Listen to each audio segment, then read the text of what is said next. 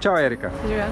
V Izoli 20.10. boš nastopila prvič v predstavi Življenje vrednota. Povej, kako se počutiš?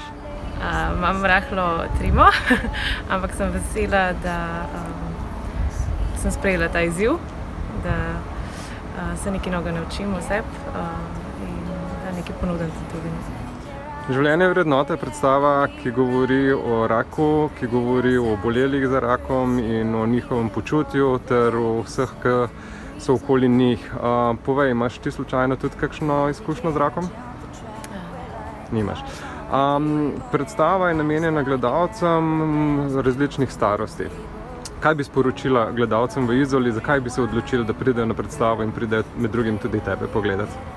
Zato, ker se ne zavedamo, pa mislim, da bi se mogli, da v bistvu umiramo vsi od nas, mislim vsi, in da bomo enkrat umrli in da je treba začeti ceniti življenje in vsak trenutek, čeprav se nam zdi, da se to nam nikoli ne bo zgodilo ali pa našim bližnjim, ampak smo samo en klic stran od tega ali pa samo en obisk zdravnika stran tega, da se nam začne čas iztekati.